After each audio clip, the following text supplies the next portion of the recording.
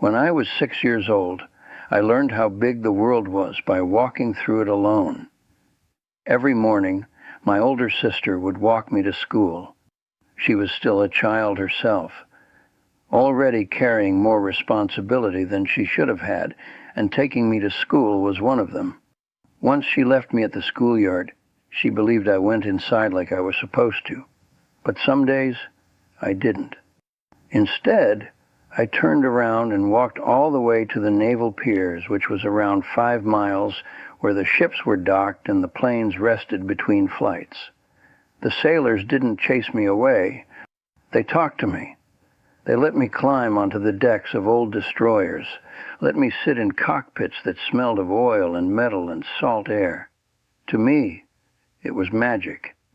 Those men didn't see a nuisance. They saw a boy who wanted to understand the world, and they treated me like I belonged there. Life at home wasn't easy. My mother had died when I was very young. My father worked the land every day just to keep food on the table. We had already lost siblings to illness. Loss was something we understood early. No one hovered over children back then, not because they didn't care, but because survival demanded attention elsewhere.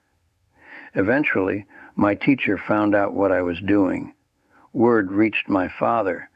I got into trouble as I should have, but nothing terrible happened on those walks. I wasn't harmed. I didn't disappear. I didn't drown or fall victim to the dangers people imagine today. I learned independence, trust, and wonder. Years later, I found myself flying planes for the Navy in a war that spanned oceans.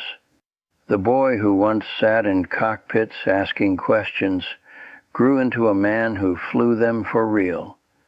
Those long walks, those conversations, that early exposure to a bigger world, they stayed with me. Now I look around and see parents terrified to let their children wander more than a few steps away. I understand it. The world feels louder, faster, more dangerous, but I also know that children grow not just from protection, but from trust, from being allowed to explore, from learning that the world is something to meet, not something to fear. The moral isn't that things were better back then. They weren't. Life was harder in many ways. The lesson is balance. Yes, protect your children, but don't smother their curiosity. Guide them, but don't rob them of the chance to discover who they actually are.